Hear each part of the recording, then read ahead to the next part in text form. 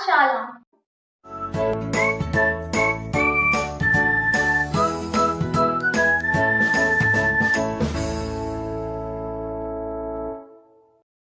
Guys, आज की video का टॉपिक है regulation of urine output, osmo regulation and artificial kidney.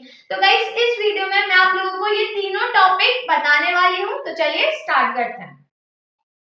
Guys, सबसे पहले देखते हैं कि रेगुलेशन ऑफ यूरिन आउटपुट का क्या मतलब होता है। तो रेगुलेशन ऑफ यूरिन आउटपुट मतलब होता है कि जो यूरिन एक्सक्रीट आउट हो रहा है वो कितने अमाउंट में हो रहा है, ज्यादा अमाउंट में हो रहा है या फिर कम अमाउंट में हो रहा है। तो that is known as regulation of urine output.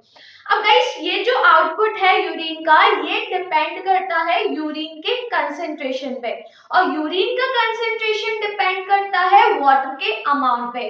अगर वाटर ज्यादा अमाउंट में प्रेजेंट है यूरिन में, तो दैट मीन्स जो यूरिन है वो लेस कंसेंट्रेटेड है, और अगर वाटर कम अमाउंट में प्रेजेंट है तो दैट मीन्स जो यूरिन है वो ज्यादा कंसेंट्रेटेड है। यूरिन कंसेंट्रेटेड का मतलब क्या होता है, गाढ़ा। और कोई चीज गाढ़ी कब होगी, जब उसमें वाटर का अमाउंट कम होता है, तभी वो चीज गाढ़ी होती है। तो जो कंसेंट्रेशन है यूरिन का वो डिपेंड करता है वाटर के अमाउंट पे। वाटर अगर ज्यादा अमाउंट है या फिर कम अमाउंट है।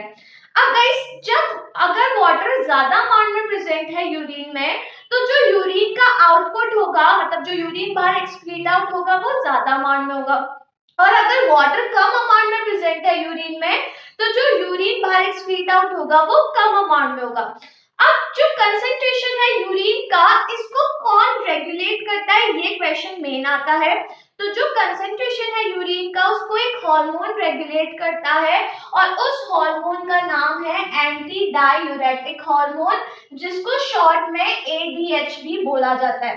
तो जो कंसेंट्रेशन है यूरिन का, this is regulated by anti diuretic hormone.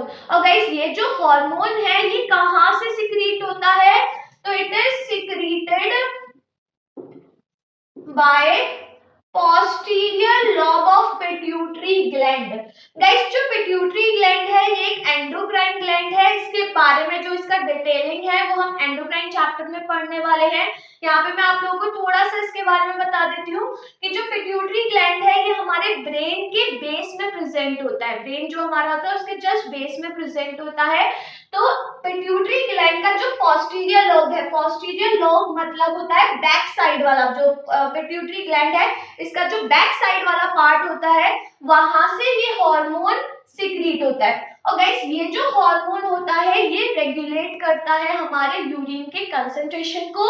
अब कैसे रेगुलेट करता है, तो आपको पता है कि जो हमारी किडनी की ट्यूब्यूल्स होती है वहां पे वाटर क्या होता है, रीएब्सॉर्ब होता है ना, वाटर रीएब्सॉर्ब होता है। तो ये हार्मोन क्या करता है, वहां पे जो वाटर रीएब्सॉर्ब हो रहा है उसको रेगुलेट करता है, मतलब ना ज्यादा अमाउंट में वाटर को रीएब्सॉर्ब होने देता है, ना कम अमाउंट में, रेगुलेट करके रखता है, जिसकी वजह से हमारा जो यूरिन है उसका कंसेंट्रेशन क्या रहता है, रेगुलेट रहता है, ना ज्यादा गाढ़ा होता है ना ज्यादा पतला होता है। ठीक है, मतलब वाटर का जो अमाउंट होता है वो रेगुलेटेड रहता है। अब गाइस, अगर मान के चलिए कि अगर एंटी डायूरेटिक हार्मोन कम अमाउंट में सिक्रीट हो रहा है, अगर कोई ऐसी डेफिशिएंसी हो गई कि जिसकी वजह से जो एंटी डायूरेटिक हार्मोन है वो कम अमाउंट में सिक्रीट हो रहा है, तो इससे क्या होगा कि जो वाटर है वो ज्यादा अमाउंट में किडनी ट्यूब्यूल्स में रीएब्सॉर्ब नहीं हो पाएगा। अब वाटर ज्यादा अमाउंट में अगर रीएब्सॉर्ब नहीं हो पाएगा तो ऑब्वियसली वाटर ज्यादा अमाउंट में बाहर एक्सक्रीट आउट होगा यूरिन के थ्रू, तो इससे जो यूरिन का प्रोडक्शन होता है वो बढ़ जाता है। तो याद रखिएगा, अगर anti diuretic hormone secretion is reduced, अगर इसका सिक्रीशन कम हो गया तो इसका मतलब क्या होगा, जो यूरिन का प्रोडक्शन होगा वो ज्यादा होगा, जो यूरिन बाहर एक्सक्रीट आउट होगा वो ज्यादा अमाउंट में होगा, और उस कंडीशन को कहा जाता है डायूरेसिस। डायूरेसिस का मतलब होता है increased production of urine, urine ज्यादा अमाउंट में प्रोड्यूस हो रहा है। ठीक है, और वो कब होता है, जब एंटी डायूरेटिक हार्मोन का सिक्रीशन कम हो जाता है, क्योंकि यही हार्मोन रेगुलेट कर रहा है वाटर के रीएब्सॉर्प्शन में। तो वाटर का रीएब्जॉर्प्शन ये बढ़ाता है किडनी में, जिससे यूरिन सही रहता है। बट अगर इसका अमाउंट कम हो गया तो दैट मीन्स जो वाटर है वो ज्यादा अमाउंट में रीएब्जॉर्ब नहीं हो पा रहा है, वाटर रीएब्जॉर्ब नहीं हो पाएगा तो ऑब्वियसली वाटर बाहर ज्यादा अमाउंट में एक्सक्रीट आउट होगा यूरिन के थ्रू। क्लियर? देन गाइस जो डायूरेसिस होता है ये कुछ सब्सटेंस की वजह से भी बढ़ जाता है, मतलब जो यूरिन का प्रोडक्शन होता है वो कुछ सब्सटेंस की वजह से बढ़ जाता है, और उन सब्सटेंस को कहा जाता है डायूरेटिक्स। और डायूरेटिक्स में मेनली क्या आ जाते हैं, जो हम लिक्विड डाइट लेते हैं, हमारी जो लिक्विड डाइट है वो आ जाती है, इसके साथ साथ टी आ जाती है, कॉफी आ जाती है, अल्कोहल, ये सारी चीजें क्या करती हैं, अगर हम इन सारी चीजों को ज्यादा अमाउंट में कंज्यूम कर रहे हैं तो इससे क्या होगा, जो इन सारे सब्सटेंसेस को डायूरेटिक्स कहते हैं, और इससे क्या होगा, जो यूरिन का प्रोडक्शन होगा वो ज्यादा अमाउंट में होगा। क्लियर? तो यहाँ पे जो मेन क्वेश्चन पूछा जाता है, एक तो ADH, इसकी फुल फॉर्म पूछी जाती है, तो याद रखिएगा आपको ADH भी याद रखना, इसकी full form that is anti diuretic hormone. यहाँ पे क्वेश्चन पूछा जाता है एक और कि कौन सा हार्मोन कंसंट्रेशन ऑफ यूरिन को मेंटेन करके रखता है, तो that is anti diuretic hormone. ये जो हार्मोन होता है वो कहाँ से सिक्रीट होता है, तो पोस्टीरियर लॉब ऑफ पिट्यूटरी। अगर इस हार्मोन का सिक्रीशन कम हो जाता है तो फिर क्या होता है, तो इंक्रीज प्रोडक्शन ऑफ यूरिन होता है, जिसको कहा जाता है डायूरेसिस। ठीक है? और डायूरेटिक्स क्या होते हैं, वो सब्सटेंस जो यूरिन के प्रोडक्शन को बढ़ा देते हैं। तो वो सब्सटेंस कौन कौन से होते हैं, तो लिक्विड डाइट हो गई, टी हो गई, कॉफी हो गई, अल्कोहल हो गया, जो भी लिक्विड के आइटम्स होते हैं वो। क्लियर? तो गाइस इसको याद रखिएगा और इसको नोट कर लीजिए। गाइस अब हम समझते हैं कि ऑस्मो रेगुलेशन क्या होता है। तो जैसे कि मैंने आप लोगों को पहले बताया था कि जो हमारी किडनी होती है वो हमारे ब्लड में से जो मेन वेस्ट प्रोडक्ट होता है दैट इज यूरिया, उसको रिमूव करती है। प्लस इसके साथ साथ किडनी यूरिया को तो रिमूव कर ही रही है, इसके साथ साथ ब्लड का जो कंसेंट्रेशन होता है उसको भी रेगुलेट करती है। अब ब्लड के कंसेंट्रेशन को कैसे रेगुलेट करती है, ब्लड में वाटर एंड सॉल्ट का जो परसेंटेज होता है उसको मेंटेन करती है। हमने पढ़ा था जब मैंने आप लोगों को नेफ्रॉन का स्ट्रक्चर समझाया था, तो उसमें पूरा जो मैकेनिज्म बताया था कि जो किडनी ट्यूब्यूल्स होते हैं उसमें रीएब्जॉर्प्शन होता है, kidney tubules PCT, loop of Henle, DCT. तो उसमें मैंने आप लोगों को बताया था कि रीएब्जॉर्प्शन होता है वाटर का, सॉल्ट का, ग्लूकोज का, और भी जो सब्सटेंसेस होते हैं, जो मेन सब्सटेंसेस होते हैं उनका दोबारा ब्लड में क्या हो जाता है, रीएब्जॉर्प्शन हो जाता है। गाइस ये जो रीएब्जॉर्प्शन हो रहा है ये क्यों हो रहा है, ताकि हमारे ब्लड में जो वाटर है और जो सॉल्ट है उसका परसेंटेज क्या रहे, मेंटेन रहे, क्योंकि ब्लड में वाटर एंड सॉल्ट का परसेंटेज मेंटेन रहना बहुत जरूरी होता है। तो ये जो फंक्शन है ये कौन कर रहा है, किडनी कर रही है, किडनी वेस्ट को तो रिमूव कर ही रही है, प्लस इसके साथ साथ जो ब्लड का कंसेंट्रेशन है, ब्लड में जो वाटर एंड सॉल्ट का परसेंटेज है उसको मेंटेन करके रख रही है। तो इसी फंक्शन को कहा जाता है ऑस्मो रेगुलेशन। तो देखिए osmo regulation, the regulation of percentage of water and salt in the blood is called osmo regulation. जो वाटर एंड सॉल्ट का जो परसेंटेज है हमारे ब्लड में वो रेगुलेट रहता है, और वो कौन रेगुलेट करता है, हमारी किडनी ही रखती है वाटर एंड सॉल्ट को दोबारा रीएब्सॉर्ब करवाकर इन द ब्लड। तो इसी फंक्शन को क्या कहा जाता है, ऑस्मो रेगुलेशन। गाइस ये जो डिफाइन है ये इंपॉर्टेंट है, याद रखिएगा इस डिफाइन को, ठीक है, एग्जाम में पूछी जाती है।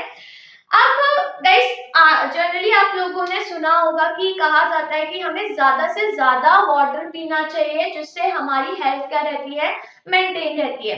तो ऐसा क्यों कहा जाता है, तो अगर हम ज्यादा अमाउंट में वाटर लेते हैं तो हमारी जो किडनी होती है वो प्रॉपर फंक्शन करती है। जब हम ज्यादा अमाउंट में वाटर ले रहे हैं या फिर वाटरी लिक्विड वाली जो डाइट है वो ले रहे हैं, तो इससे हमारी जो किडनी होती है वो प्रॉपर फंक्शन करती है। तो ज्यादा से ज्यादा वाटर हमें लेना चाहिए। अच्छा अगर मैं आप लोगों को एक प्रैक्टिकल एक एग्जांपल देती हूँ। जनरली आप लोगों ने नोटिस करा होगा कि समर सीजन में जो यूरिनेशन होता है वो कम अमाउंट में होता है, और विंटर सीजन में जो यूरिनेशन होता है वो ज्यादा अमाउंट में होता है। प्लस समर में जो यूरिन बाहर एक्सक्रीट आउट होता है वो ज्यादा कंसेंट्रेटेड होता है एज कंपैरिजन टू विंटर। ज्यादा कंसेंट्रेटेड का मतलब होता है कि उस यूरिन में जो वाटर का अमाउंट होता है वो कम रहता है और विंटर में ज्यादा अमाउंट रहता है। ऐसा क्यों होता है आप सोच कर देखिए कि समर में जो यूरिनेशन होता है वो कम क्यों होता है, यूरिन ज्यादा कंसेंट्रेटेड क्यों होता है, सोचिए थोड़ा। चलिए मैं बताती हूँ आप लोगों को। गाइस समर में हमें ज्यादा अमाउंट में पर्सपिरेशन होती है। पर्सपिरेशन का मतलब होता है स्वेटिंग। तो ऑब्वियसली समर सीजन में हमें ज्यादा स्वेटिंग होती है, विंटर में स्वेटिंग होती है बट उतनी ज्यादा नहीं होती है, ठीक है। अब जब समर में स्वेटिंग हो रही है तो स्वेट के थ्रू जो वाटर है, सॉल्ट है, वो बॉडी से रिमूव आउट होता है, जिसकी वजह से हमारे ब्लड में जो वाटर है, सॉल्ट है, उसका कंसंट्रेशन कम हो जाता है। अब वाटर का कंसंट्रेशन कम हो गया तो जो किडनी ट्यूब्यूल्स होती है उसमें ज्यादा से ज्यादा जो वाटर होता है वो रीएब्सॉर्ब होता है। वाटर के साथ साथ जो सॉल्ट होते हैं वो भी समर सीजन में ज्यादा अमाउंट में रीएब्सॉर्ब होते हैं, जिसकी वजह से जो यूरिनेशन होता है वो कम अमाउंट में होता है समर में, और प्लस जो यूरिन पास आउट होता है वो मोर कंसंट्रेटेड होता है। क्यों? क्योंकि जो किडनी ट्यूब्यूल्स है वो ब्लड में ज्यादा अमाउंट में जो वाटर हो रहा है वो रीएब्सॉर्ब हो रहा है, तो दैट्स व्हाई जो यूरिन बाहर एक्सक्रीट आउट होता है वो मोर कंसंट्रेटेड होता है इन समर। विंटर में जस्ट इसका अपोजिट होता है, ठीक है। अब रीजन समझ आ गया आपको क्यों होता है, ड्यू टू पर्सपिरेशन, स्वेटिंग की वजह से बॉडी से वाटर लॉस आउट होता है स्वेट के थ्रू, तो इस वजह से जो किडनी ट्यूब्यूल्स होते हैं वो वाटर को क्या कर लेती है, ज्यादा अमाउंट में रीएब्सॉर्ब कर लेती है, ताकि हमारे ब्लड में वाटर एंड सॉल्ट का जो परसेंटेज है वो मेंटेन रह सके। तो इसी फंक्शन को कहा जाता है ऑस्मो रेगुलेशन। Clear guys? एक डिजीज के बारे में आप लोगों ने सुना होगा, दैट इज कॉलेरा। ये बीमारी मोस्टली बच्चों ने सुना होगा बट होता क्या है इसमें वो नहीं पता होगा। नेक्स्ट जो कॉलेरा डिजीज होती है इसमें जो मेन सिम्टम होता है इसका, दैट इज वॉमिटिंग ज्यादा होती है पर्सन को, प्लस इसके साथ साथ वाटरी बॉवल्स होते हैं, मतलब लूज मोशन जिसको नॉर्मली कहते हैं वो होता है, प्लस उस पर्सन की जो इंटेस्टाइन होती है वो इफेक्टेड होती है। अब इस अगर कॉलेरा बीमारी हो जाती है तो वॉमिटिंग हो रही है और वाटरी बॉवल हो रहा है, जिसके थ्रू जो वाटर है वो ज्यादा अमाउंट में बॉडी से लॉस आउट हो रहा है ना, जो ब्लड है उससे वाटर लॉस आउट हो रहा है, और जो किडनी है उस जो इंटेस्टाइन है उस पर्सन की वो इफेक्ट हो गई। इंटेस्टाइन इफेक्ट होने की वजह से इंटेस्टाइन जो है वो वाटर को ज्यादा अमाउंट में रीअब्सॉर्ब नहीं कर पाती है ब्लड में, तो उस पर्सन के ब्लड में वाटर एंड सॉल्ट का जो कंसेंट्रेशन होता है वो कम हो जाता है। अब उसकी किडनी क्या करती है, वाटर एंड सॉल्ट को ज्यादा अमाउंट में रीअब्सॉर्ब कर लेती है। अब गाइस जब ज्यादा अमाउंट में वाटर एंड सॉल्ट रीअब्सॉर्ब करते हैं किडनी, तो वाटर के साथ साथ जो यूरिया होता है वो भी ज्यादा अमाउंट में क्या हो जाता है, वाटर के साथ साथ रीअब्सॉर्ब हो जाता है।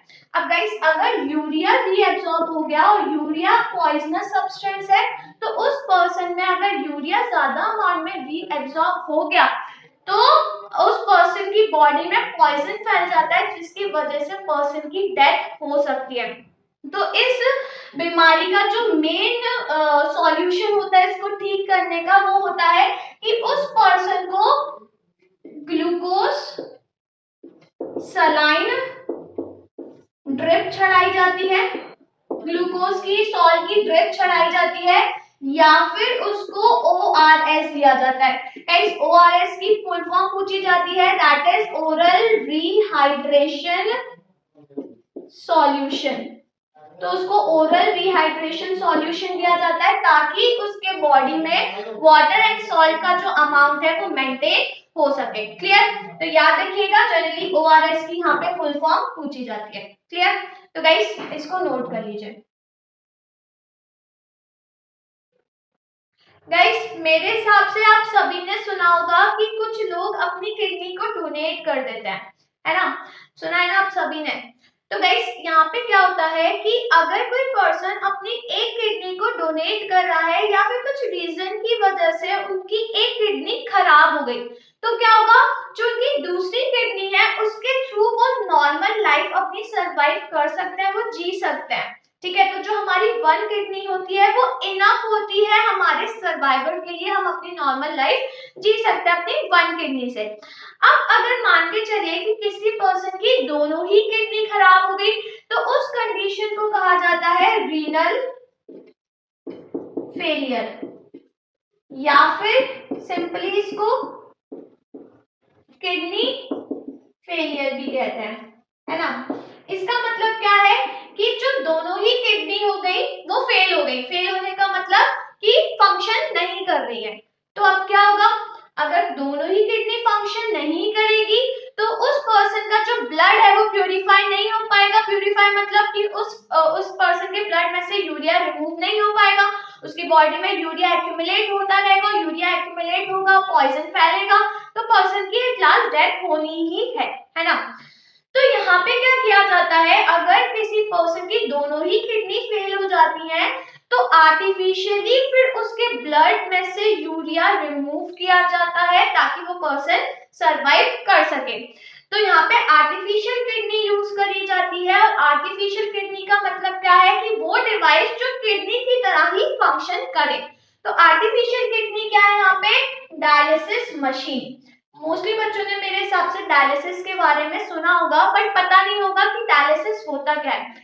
तो गाइस, डायलिसिस वो प्रोसीजर होता है जिसके थ्रू उस पर्सन के ब्लड में से जो यूरिया होता है, मेन वेस्ट प्रोडक्ट इस यूरिया को रिमूव किया जाता है आर्टिफिशियल इस मशीन के थ्रू, जो डायलिसिस मशीन होती है इसके थ्रू। तो डायलिसिस मशीन को आर्टिफिशियल किडनी भी कहा जाता है। क्यों? क्योंकि ये जो मशीन होती है वो हमारी किडनी की तरह ही फंक्शन आउट करती है।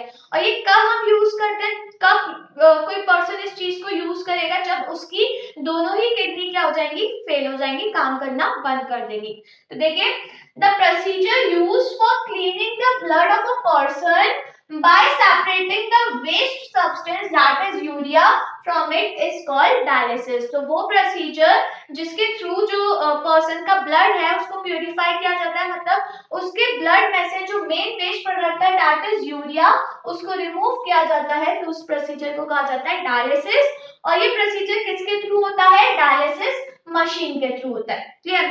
तो रेडियल आर्टरी से ब्लड निकला, मशीन के अंदर गया, मशीन में जो यूरिया को रिमूव हुआ, देन दोबारा जो ब्लड प्यूरिफाई हो गया वो उसी आर्म की वेन में डाल दिया जाता है। ठीक है, तो इस टाइप से उस पर्सन का ब्लड को प्यूरिफाई किया जाता है। तो अगर किसी पर्सन की दोनों ही किडनी फेल हो गई तो वो पूरी तरह से ही डायलिसिस पर फिर डिपेंड होता है। ठीक है, तो गाइस इस चीज को याद रखिएगा और ये जो डिफाइन है इसको नोट कर लीजिए। गाइस, अगर आपको ये वीडियो पसंद आई हो तो वीडियो को लाइक करिए, अपने फ्रेंड्स के साथ शेयर करिए, और अगर आपने अभी तक मेरा चैनल सब्सक्राइब नहीं करा है तो फटाफट से चैनल को सब्सक्राइब करिए।